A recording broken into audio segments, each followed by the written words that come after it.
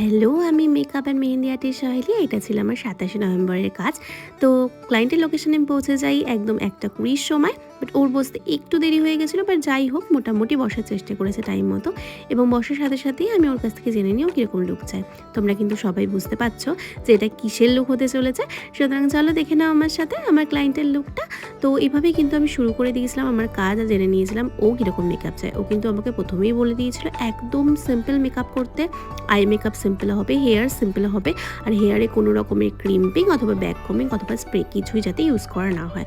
তো সেই অনুযায়ী কিন্তু আমি ওর হেয়ারটাকে হাত দিয়েই করা সম্ভব হয়েছে সেটাই করেছি।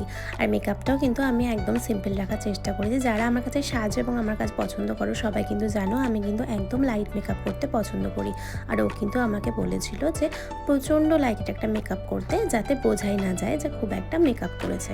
তো যাই হোক সেভাবেই কিন্তু আমি মেকআপটা প্রায় কমপ্লিট করি। আমি কিন্তু মেকআপের ভিডিওটাই শুধু করতে পেরেছি, হেয়ারের ভিডিও করতে পারিনি, আর লাস্টে কিন্তু ফিনিশিংয়ের ভিডিও করতে পারিনি। একদম শেষে ওর কিছু ক্লিপস নিয়েছি, এগুলো তোমাদের সাথে শেয়ার করবো।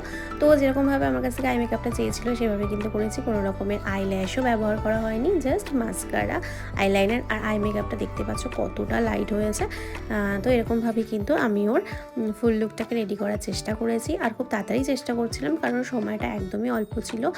ওর যাওয়ারও তাড়া ছিল, সেই জন্য কিন্তু আমি ওকে যতটা তাড়াতাড়ি পসিবল করেছি। এবং লিপসটা কিন্তু আমি রেড রেখেছি, কারণ ও কিন্তু রেডটা প্রচণ্ড পছন্দ করে।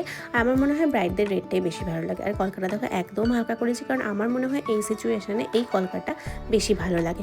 তো আমি কিন্তু আমার মতোকে সাজিয়েছি, আশা করি ওগুলো ভালো লেগেছে। দেখো এটা হচ্ছে ওর ফাইনাল লুক।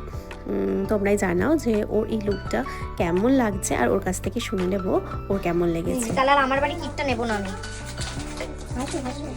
কেমন লাগলো বলো? ভীষণ ভালো লাগলো। খুশি হয়েছো? হ্যাঁ, খুব ভালো থাকিস, নতুন জীবন খুব ভালো কাটুক তোর। Thank you.